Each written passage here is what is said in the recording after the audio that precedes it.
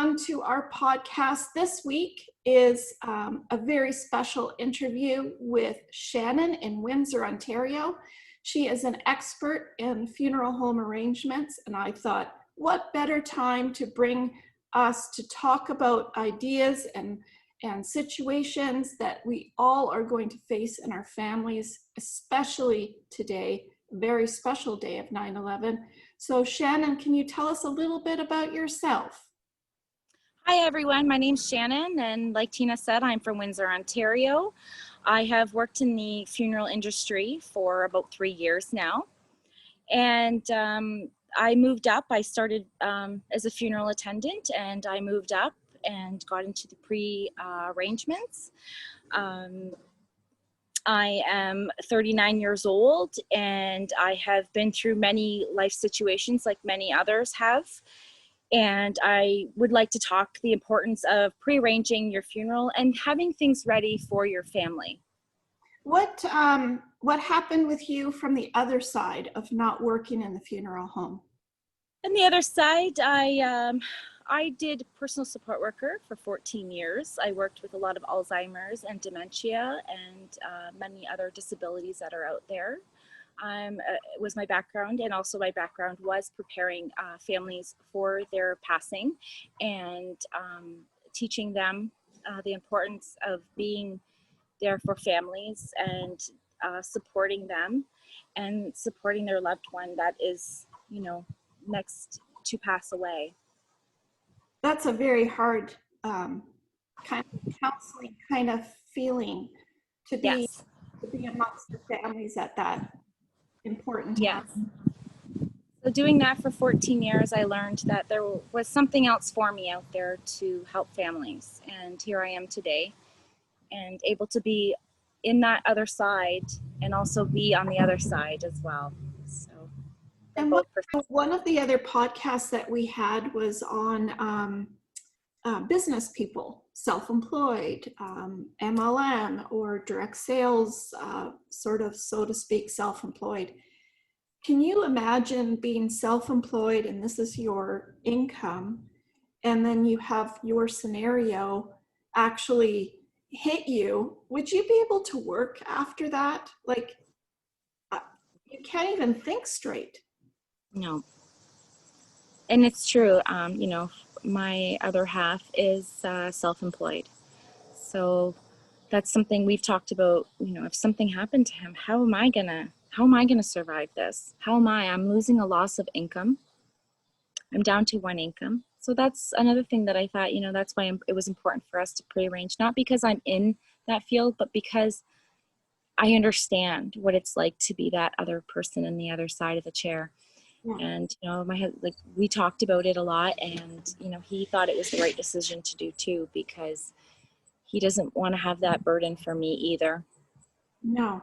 And I push people to get organized with the app, and I push people to do some pre-planning, of course, just like what you're saying, because it does help. But the issue is if they don't do any of these things, what an impact it makes in our lives. Yes.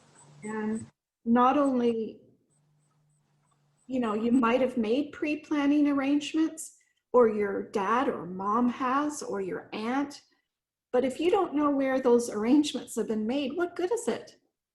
You're right. And that's the thing, is that, like I was saying earlier in the discussion, that sometimes parents or loved ones, children, aunts, uncles, many loved ones, are prearranged at other funerals, and the families don't know. And it's the same as insurance. Some people have life insurance on themselves, and no family member has known. And that's how life insurances end up making so much money, because they didn't tell their loved one. So, start off by writing it down in a book, in a pre-planning book, something to get it started, so that, before you move forward, you'll have this stuff. And if anything was to ever happen, a car accident, God forbid, that in an emergency case, just do it. Yeah. Are there any differences, Shannon, amongst the different funeral homes, have you found? Like, is there? Well, with the COVID, the rules and regulations have still been the same. But I find that's why I say it's important to find that funeral home that suits you the best, because it's the feeling you know when you walk in and when you're sitting down there and you're looking around and what they're offering, hear what they have to offer. Make sure. There's no easy way of saying the cheapest funeral. It's not really what we try and say. We try to just what's important to you, you know, to come in. And that's why it's important, I think, to pre-arrange. Sorry, there's a bee. Because I just lost my train of thought. Can you pause that? When you prearrange and people don't know that you have it prearranged, I guess it doesn't matter where you go for that, but you can't be phoning. I'm sure there's lots of phoning from every area, but it could maybe even be a different area, so then you're still lost. That's right. But you have to go into a funeral home knowing that it's a good feeling, knowing that you can talk to the people. Right. And don't forget, you know, don't be afraid to ask questions, everything. Ask whatever you need to know, because that's important too. Make sure. Look like what's affordable to you. If you haven't made those pre-arrangements, you have to figure out what's affordable to you, because like I've said, you have to pay the day of service. So you need to have that available to you to pay the funeral homes. And I think people don't realize too that when the bank accounts get closed on. So it's not like, oh, well, my dad has lots of money, I can go take out the money to pay for the funeral. and people really need to understand that when you are a power of attorney, when the person is still alive, they have to follow through steps, and it's the same way with an estate. You need to follow the steps, and a lot of people think that the funeral home is the first thing to be paid. It's not necessarily. It's the third. The first one should be all debts, because people need to realize that if there is any owed debts, that they are responsible for that before any funeral home. So there, you know, and there may not be those funds in there. And how is that going to help you? Yeah. And how do you even find out what debts they have? I mean, if they don't have, like now, like before, we used to get mail in our mailbox. Mm-hmm. So we'd see, well, they owe, $5,000 on a MasterCard, or, Mm-hmm. owe $10 for this, or $50 for a TELUS bill, or That's right. That's right.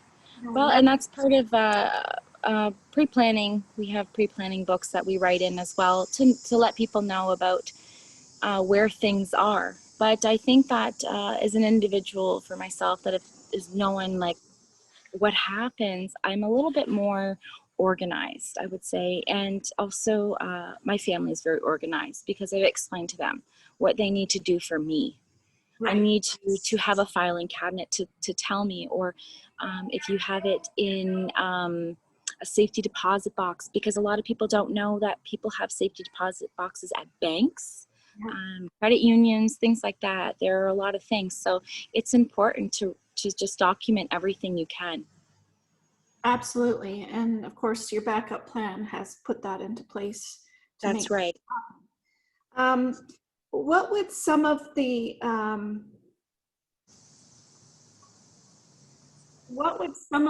simplified or the easiest cost, what would that look like? What if somebody said, what would it cost me if I did the bare minimum?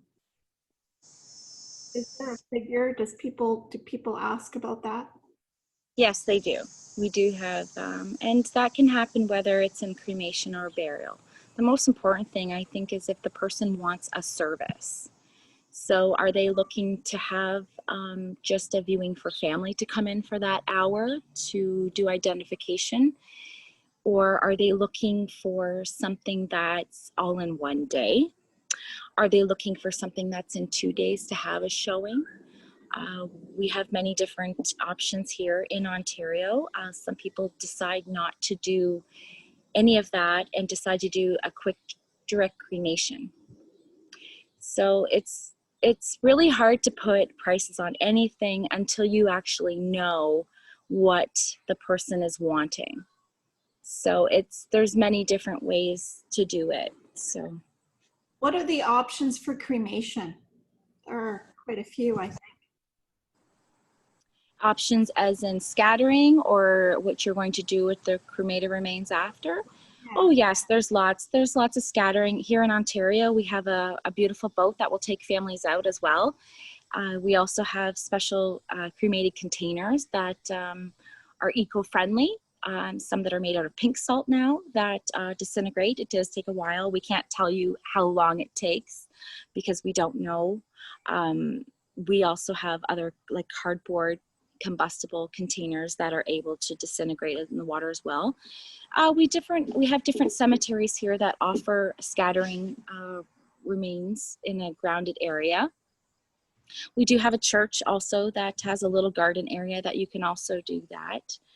I myself, I went to British Columbia last year for schooling, and I really got to see out in your area of how things are done at the cemeteries and what things are different between Ontario, and there's a lot of different options than we have.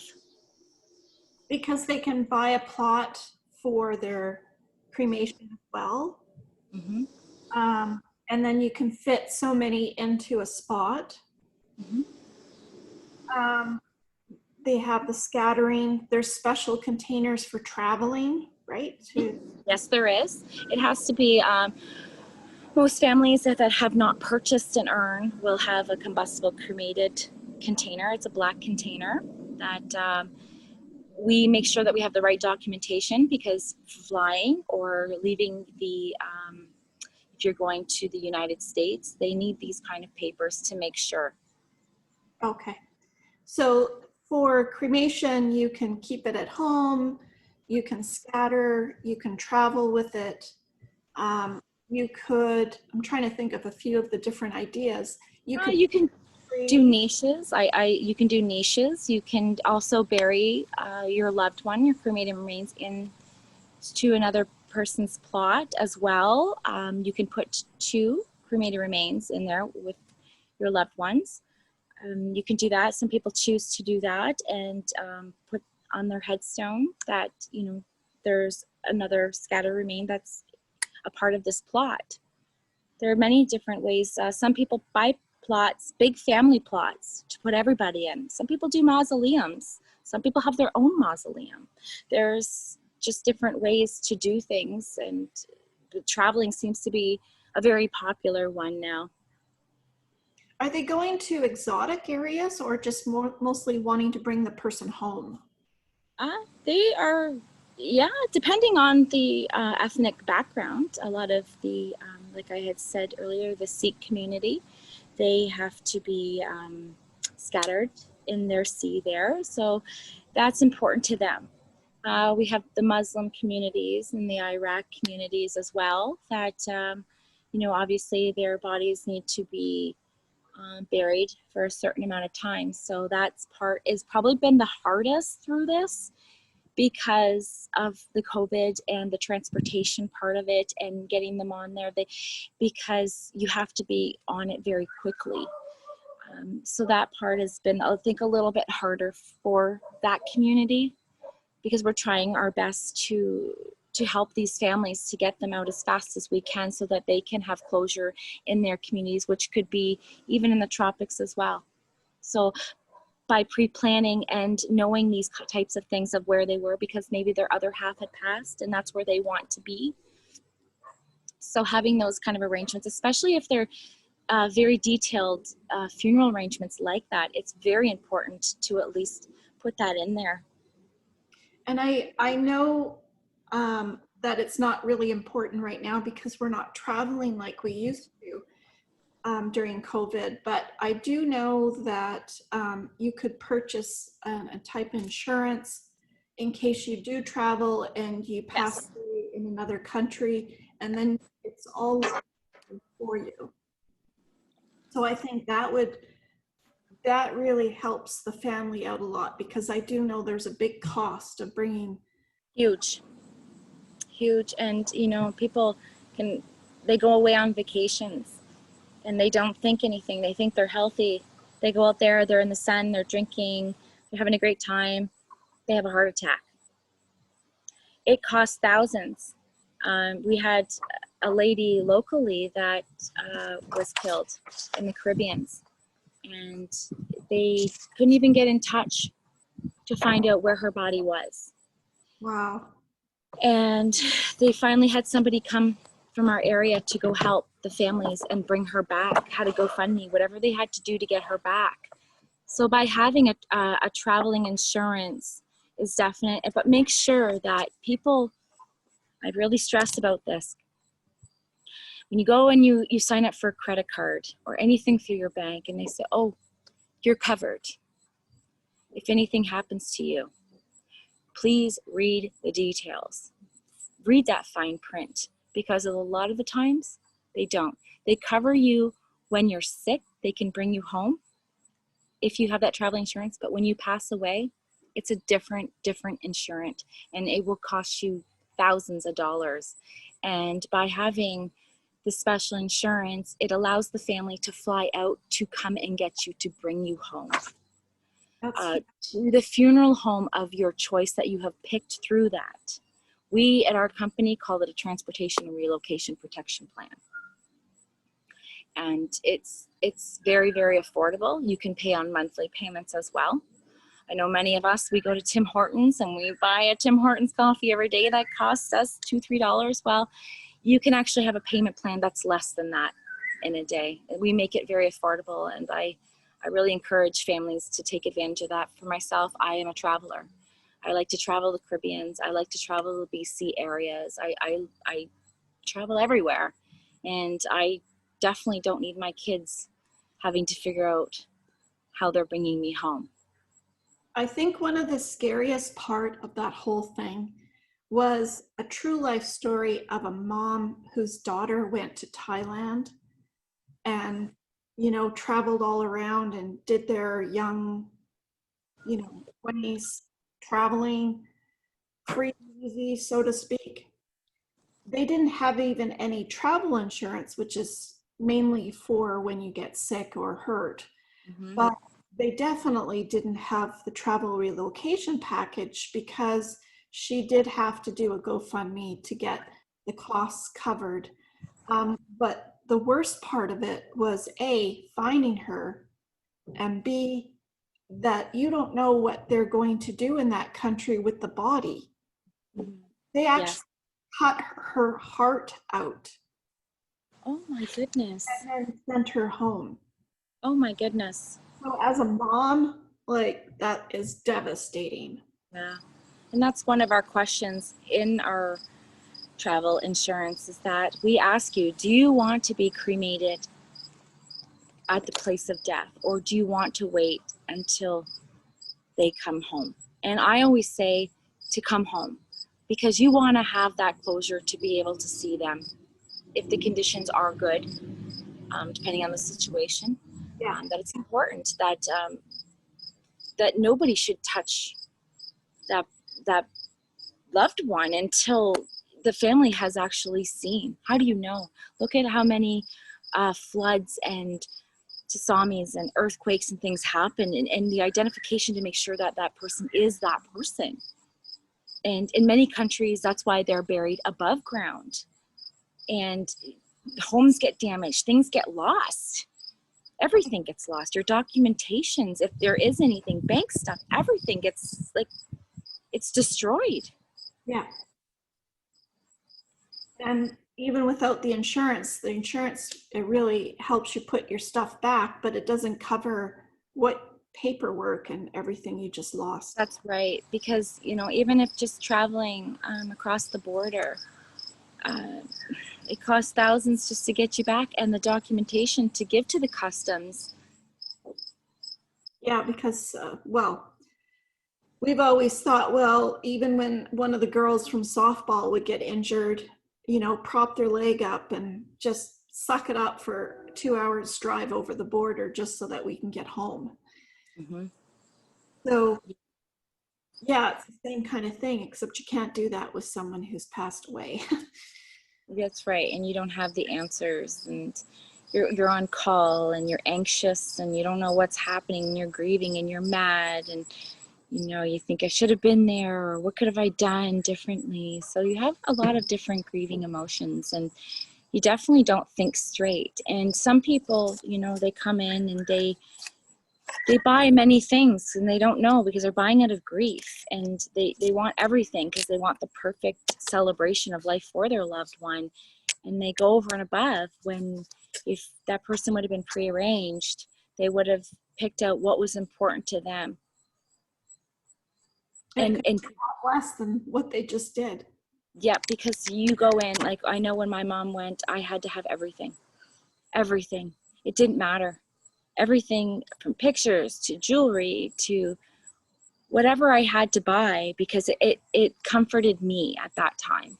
Yeah. But it would have been a lot easier to know exactly. And it probably would have helped the cost too, and it would have relieved that burden a little bit more. What I thought was really interesting when I noticed what you can do with cremation. So, some people make jewelry, or you can have a ring made, you can have a necklace or a bracelet made. You can plant a tree, and then that way you can keep the tree wherever you go. I'm trying to think of some of the different things. You can make a diamond out of Yes, ashes. it's very costly, though. I will tell you that it's very costly, and you have to send the cremated remains to the United States, as Canada doesn't offer that. I've had a lot of requests from people wanting to be buried in a tree pod. Now that's a new thing. I don't honestly know where that is, but I do see that through Facebook, little advertisement things of people doing that. And then I get, oh, I would like to do that. And I honestly don't know anything where to do that. I don't know if it's just something they're advertising to show people because this is what they're going to do. Yeah. I haven't seen any services or heard of any services of that. A lot of people are doing blow in glass. So it's cremated remains blown in a glass, and they blow it, and people seem to pick that as well. Some people, for myself, I'm a little nervous with that because it's a little bit more fragile. If that piece of blown glass drops, what do you do? Yeah. So yeah, and Your memory is now gone. that's right. So I'm kind of I'm on the fence with that. Yeah, me too. It's a hard decision to know what to do or how to keep it close to you, or everybody. Yeah, it's true. It's definitely really hard. For most of my experiences with death, my personal experiences, a lot of my decisions have been cremation. And why is because something was said to me a year before my mom passed away. When my son passed away, my mom said to me, Shannon, I think you should have him cremated. And I thought, really? Because I never grew up with cremation. I was always full traditional funerals. And I said, well, why would you think that? And she says, Shannon, you're young. And, she says, you may not live in Windsor, Ontario for the rest of your life. You may move somewhere, United States, out west, out east. It could be anywhere. And at least he'll always be with you. And when you're ready, you can Make decisions. there. Yes, for myself, I have about 7 urns in my house. Oh, jeez. I do, from loved ones to pets. And I guess the biggest decision is going to be what is somebody going to do? So I had to make sure that my family knew that when I go, they're to go with me. So that's something I've decided for myself, because I don't know where. Maybe I'll retire somewhere differently. I don't know where I'm going to be. And I just know that they're with me. And after my my son passed away, my mom told me that, that's what kind of helped me make that decision to cremate my mother, because after that message, I felt something, and she was right Yeah. that, you know, like many people get buried in other countries and they never get to go see, and some people don't go to cemeteries either, Right. and that's okay. Um, but for myself, I just like the experience of having them close to me, and when I'm ready to make that decision, I'm ready. Some people think it's a good idea, some people think it's a bad idea, but I think the most important is knowing what you want Yeah. to do with your loved one's cremated remains, or where you want to be. Some people say, oh, that's silly. I don't want to be on a shelf with next to books. I don't want people. I don't want that. And that's, you know, that's okay. Or some people say, just, you know, throw me in the river. And that's okay. Because those are the answers you need to listen to. Yeah. They may sound weird or quirky to you, or just something that's not ethnical to them. They're like, oh, that's, you know, that's not the way we do things. Well, this is what really truly that person wanted. So that's something that I thought about, and I think I made the right decision of what I did for my family and my loved ones and my pets. Absolutely. And I think to kind of tie this whole thing up today, um, it's interesting to see what we choose to do with our loved ones, like you said. Um, but whatever suits you is really what we have to put out there. And That's when a loved one says something like that, I think it's time to say, can you tell me more? Can you tell me more about how you're feeling? Can you tell me more from where you're coming from?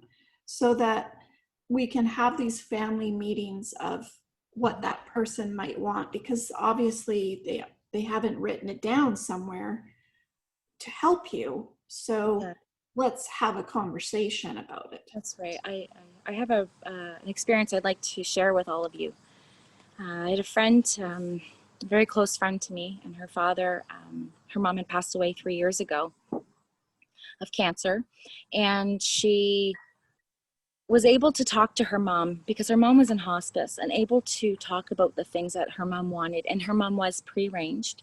So it, you know, she did reassure her that it's okay. I've got everything taken place. It's okay. You know, you'll be able to get through this. With her father, she didn't have that much of a close connection with her father. Now, her father ended up getting very sick in December, and also didn't do very well through the COVID situation. He ended up getting very sick and tested positive. And her, like the daughter, she called me and she's like, I don't know what to do. Should I send him? What should I do? Well, you haven't even thought about it. And I said, first of all, have you thought about where your father wants to be? Because you have to think about it. And she says, oh, I haven't done that yet. I said, well, I said, you need to. I said, when you go see him, because they gave him a 5% chance of making it before they moved him to a satellite hospital. And I said, you need to bring a book with you. Write down these things. I gave her a book and I said, I want you to write everything in here. Even if you can't communicate verbally, use sign language. Use, squeeze a hand, lift a finger, open an eye, a wink, something. There are many ways of getting communication to a palliative care person, to be able to ask them what they wanted. Fortunately, before he passed, he was able to say that he wanted to be buried. And I said, that's great. Now you know. Being at his age, he was much older, so he didn't have as many friends. So fortunately, she had friends to be there to show her the support. But I was definitely glad to be there for her, to be able to help her through these questions. And because there's no wrong question, and it's okay to ask. And I'm glad that, she came to me, because she wouldn't have known. And she would have probably felt the same way I did, not knowing if I made that right decision for my mom. So I was really thankful. And, it's okay to, I really strongly push that. It's okay to ask. And even if you think it's not the right time because that you don't know when their last breath's going to be in there, just ask, because it will make you sleep better at night. Yeah. Your conscience is That's right. on high alert at that. Yep. And she's going through many stressful events right now, and she has a home for her dad that she has to sell. He's got many things in the house, and she's scattered. She's very scattered because she doesn't know what to do next. So I'm going to help her get her back on her feet and get her focused and give her the knowledge and strength to help her through this, because it's not just when they've passed. It's the aftercare, to be there to help fill out these papers for the government papers.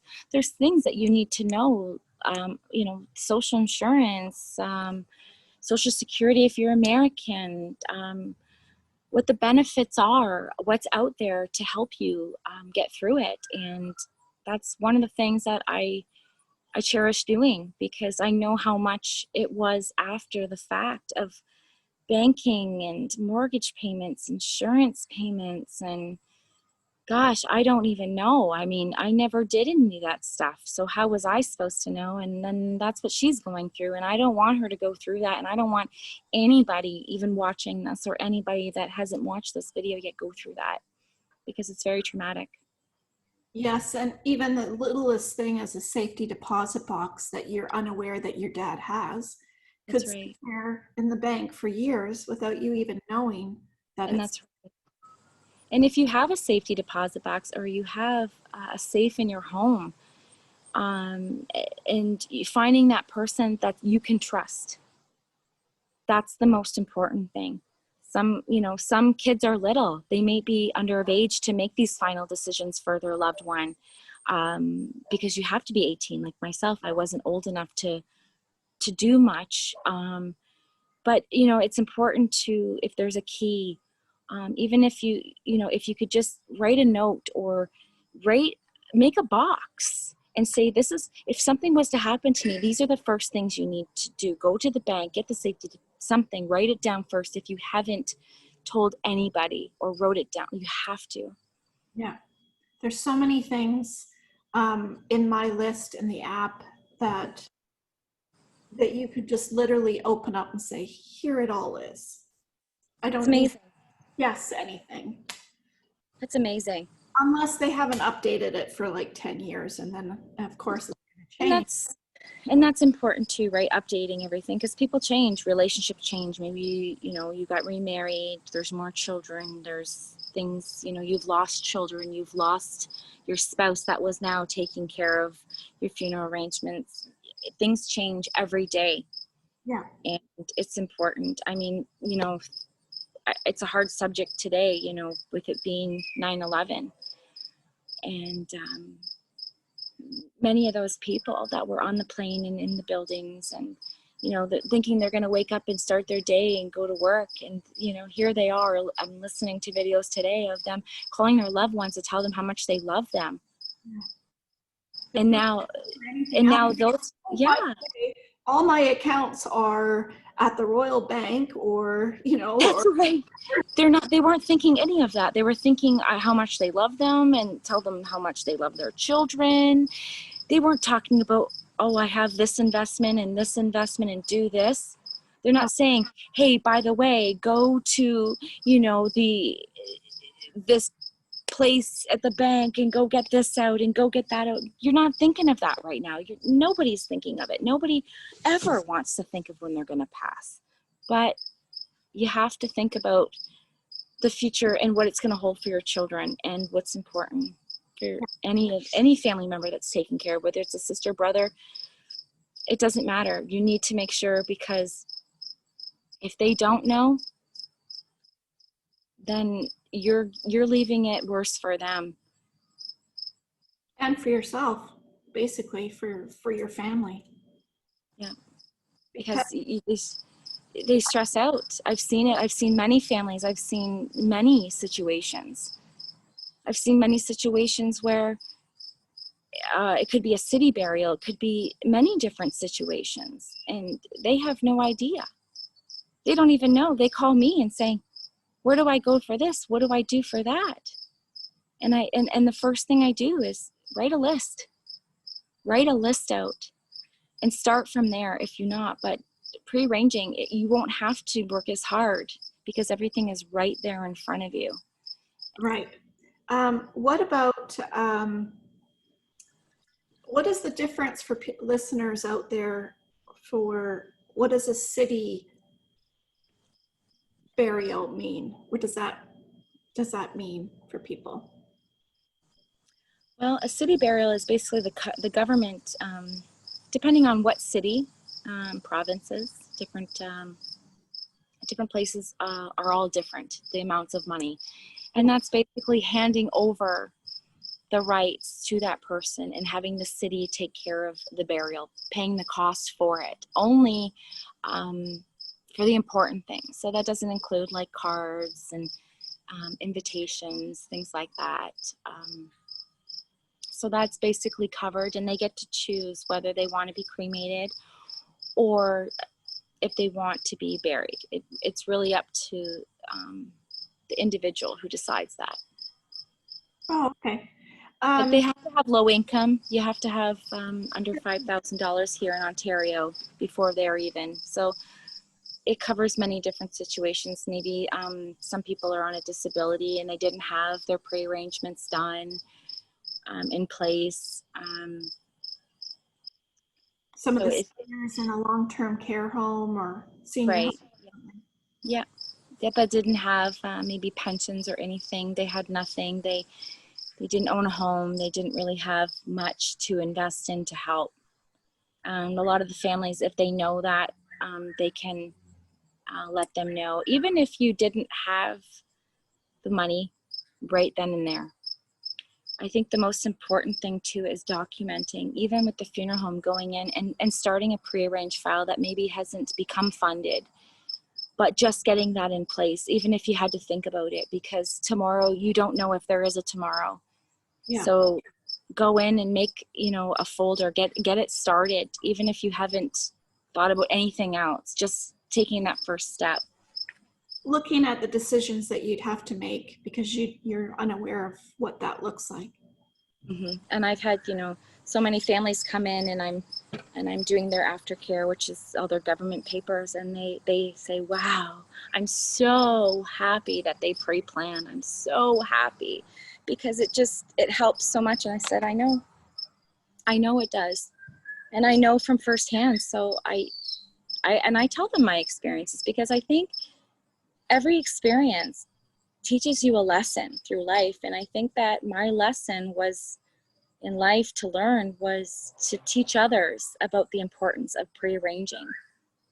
Yeah. And that's what my gift is, I think, in life, is that because of my personal experiences, I'm able to tell you firsthand of what it's like to have planning arrangements and how it really benefits, especially children too. Many of the generations, we don't know any of this stuff, Yeah. My daughter, she's 22. Her dad passed away when she was 10. Learning the importance and telling her, about my pre-arrangements. And she knows what she went through herself. And she knows what I've went through. So she understands the importance as well. And I always say, share it to your generation. Yeah. Share it to the young generation. They need to know. They need to let their families know. And a lot of them say, well, they don't want to talk about it. And I said, well, why?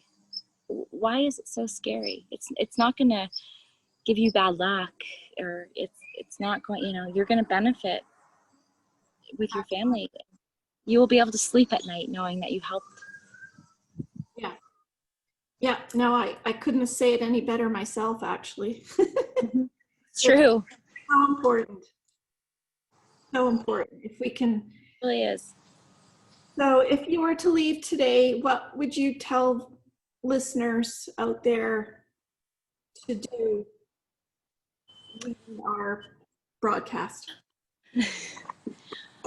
I would definitely, like I said, talk to your family. Sit down and have a conversation with them. And, tell them not to be afraid, that you want to do this to benefit your loved one. Start writing things down. Even if you didn't feel comfortable going into the funeral home, there is somebody that's able to come to your home. if that's something. But we encourage families to come in and to look around, to make sure, to feel that vibe of knowing that that person, is the right fit, Right. to be able to help you with all these arrangements. So I definitely would say, don't be afraid. Please go there, talk about it with your family, write things down, take that first initiative step, and don't be afraid. And we love our loved ones, and if we love them, we will do this for them. Yeah, absolutely. And as hard as it is. Mm-hmm. We protect ourselves so much in life for things that might happen, and we need to take care of everything that's going to happen.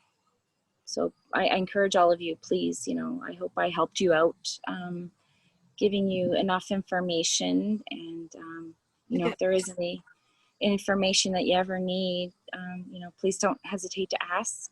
I'd love to help all of you as well, for any questions or concerns.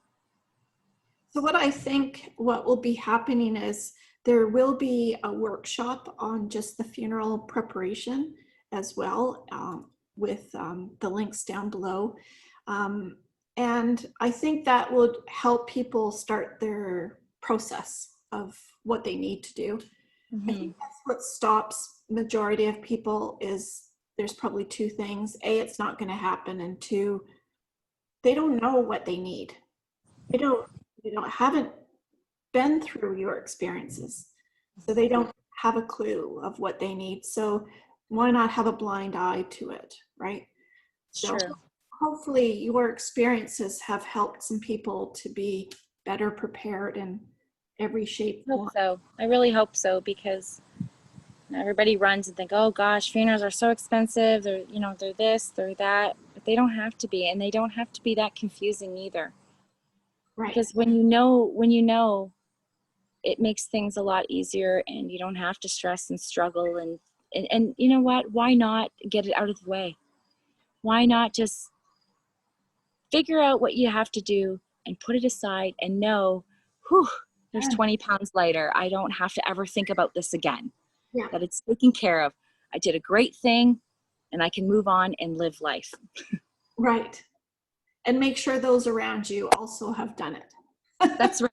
That's right. That's right. So I encourage all of you out there to do that. Yes. And it's sort of like with my ex-husband, I remember one New Year's, I said, you're going to get a hysterectomy. I don't think so. I hope not.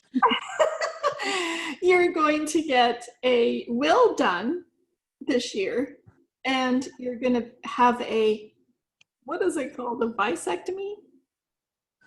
I guess. I can't even remember what it's called now.